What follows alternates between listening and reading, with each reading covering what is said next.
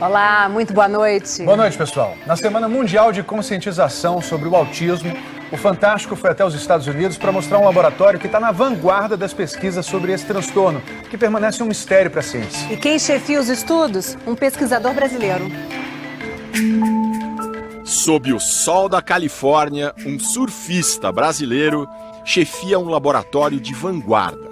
A gente está gerando $1 milhão de consumo, né, por ano, só no meu laboratório.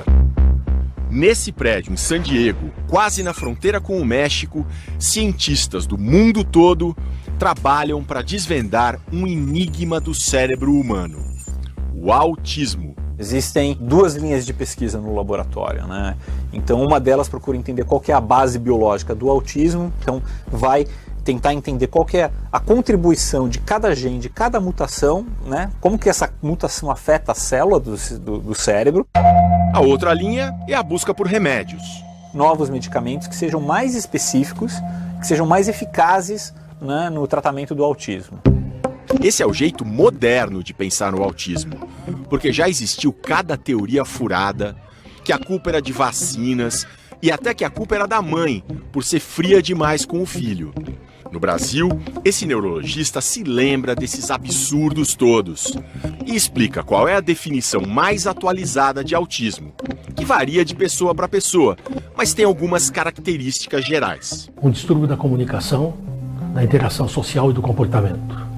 Comunicação no sentido de que 30% dos indivíduos com autismo não falam, jamais vão falar e não usam formas alternativas de se comunicar. Ele nasce sem esse desejo que faz parte da espécie humana de se comunicar e interagir com o outro. E os comportamentos são repetitivos, estereotipados e não funcionais.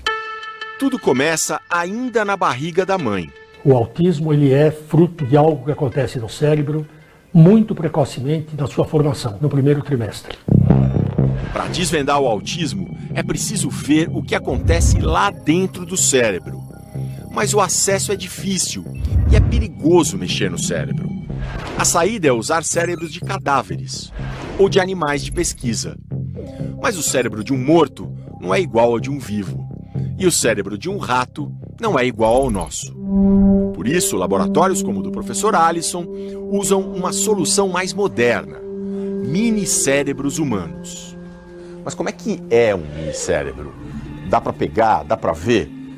Eles ficam aqui e a gente vai mostrar como é que é um mini-cérebro.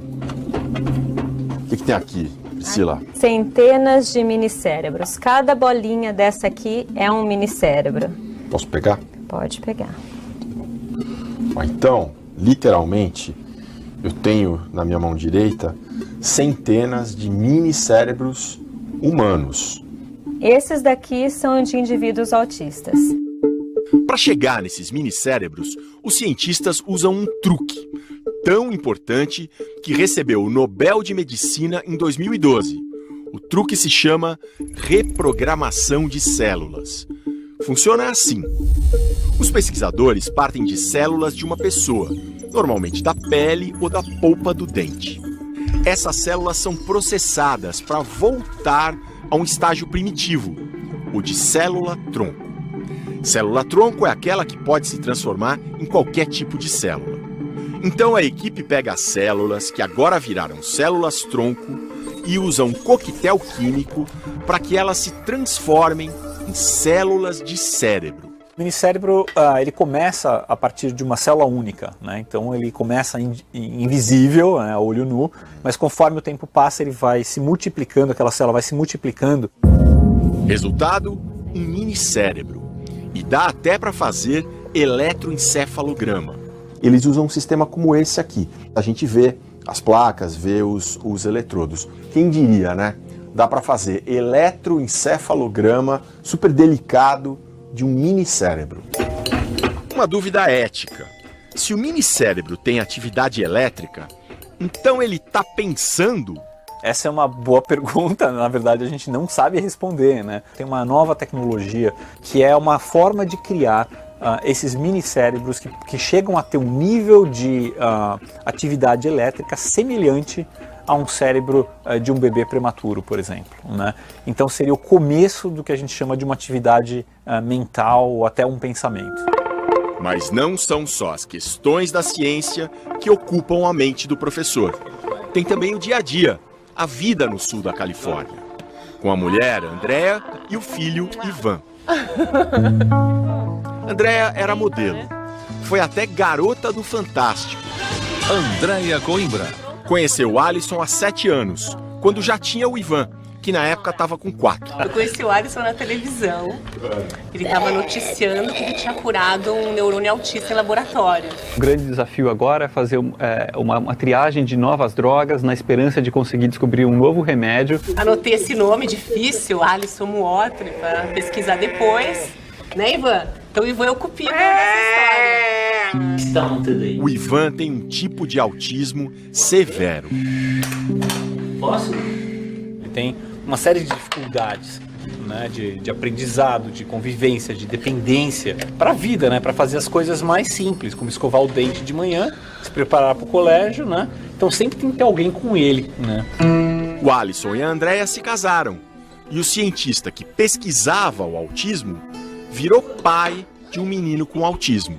Isso me traz uma perspectiva diferente do cientista, que é, nossa, tem uma certa urgência, né, para traduzir tudo o que acontece no laboratório para essas famílias.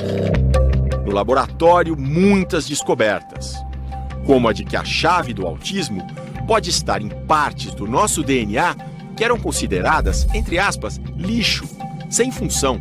A gente olha para essa região, que é até então inexplorada, a gente descobre que ela também contém uma série de outras alterações, né, que são mais frequentemente encontradas no autismo. E tem mais. A equipe vem conseguindo bons resultados na pesquisa de possíveis remédios, que eles testam diretamente nos minicérebros. A gente encontrou medicamentos, né, que ao tratar esses minicérebros autistas, eles passaram a se comportar de uma forma neurotípica ou normal, né? Então, Consertou o cérebro. Consertamos o cérebro em laboratório. O grande desafio agora é colocar essas drogas para, né, auxiliar o cérebro autista na pessoa. Volta aqui, Ivan! Como o próprio Alisson define, isso é uma maratona que pode levar muitos e muitos anos, mas que, se for concluída, vai beneficiar não só o Ivan, como também crianças mais novas e as futuras gerações de bebês com autismo. Vamos se abraçar.